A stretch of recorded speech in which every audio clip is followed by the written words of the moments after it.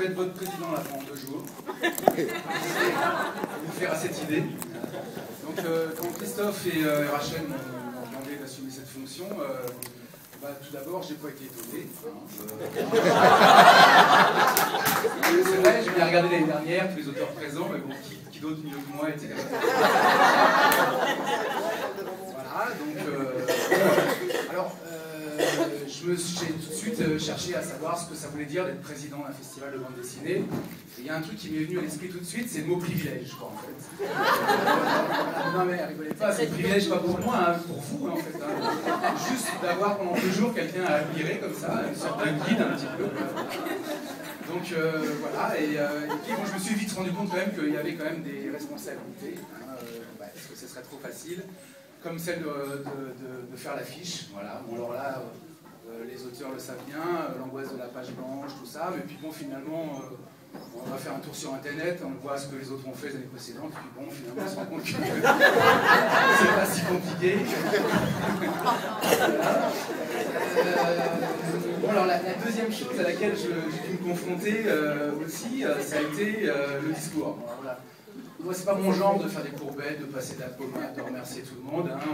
Les bénévoles, les organisateurs qui nous accueillent avec le sourire, il ne fait plus qu'ils fassent la gueule aussi. Et puis bon, il ne faut pas déconner, hein. On ne va pas les payer non plus pour nous demander de bosser. Hein. Voilà, puis la troisième chose, c'était, là c'était peut-être pas le plus simple, en tout cas pour moi, on m'a demandé de participer à la liste des invités. Alors bon, là, on m'a dit, t'inquiète, ça va bien se passer. Déjà, d'emblée, d'office, il y en a qui sont réinvités, c'est les ex-présidents. Bon, personnellement, je sais pas si vous les connaissez un peu, mais bon, Lucien Rollin, Marc Moreno, Stélo... ouais, bon, j'ai décidé d'être magnanime, mais je les ai laissés venir. Bon, ensuite, on m'a dit, puis pour le reste, c'est simple, hein, il suffit que tu invites tes amis. C'est vrai, tout le monde le sait, j'ai pas d'amis dans la bande dessinée. Quelques faux amis, ça là je les connais bien. Mais voilà, donc du coup j'ai dû trouver une astuce pour pallier un peu à ce problème. Et donc il y a un truc qui fonctionne bien, qui évite de s'impliquer personnellement, c'est l'histoire de quotas. Je trouve que c'est très à la mode, ça fonctionne bien. Donc je vais vous faire des petits exemples, hein, en fait, avec la liste des auteurs invités.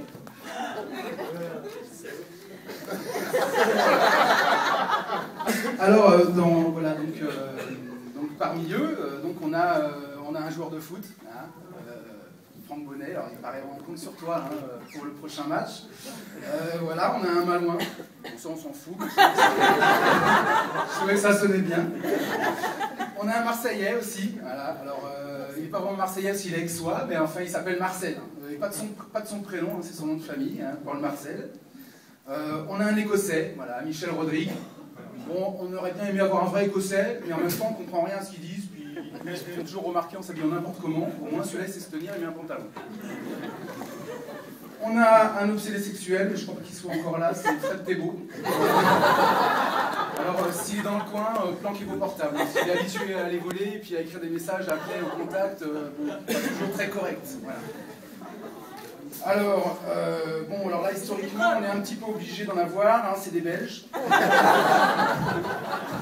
Non, pas toi, Olivier, toi, tu es dans la catégorie Playboy. Donc les Belges, alors, bon, bah voilà, Tsutsai et PGF, hein, alors, ça se remarque pas trop, parce qu'ils n'ont pas beaucoup d'accent, mais c'est des vrais Belges. Et puis, bon, on se devait d'en avoir aussi quelques-unes, hein, toujours pour ces histoires de quotas. C'est les femmes, voilà.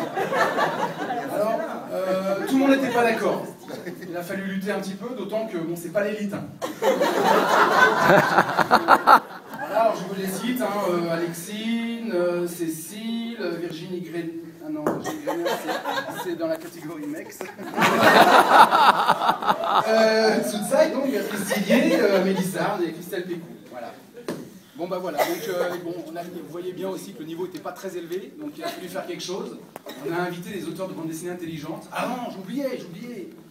On a un grand prix d'Angoulême. Max Cabane, là on peut l'applaudir.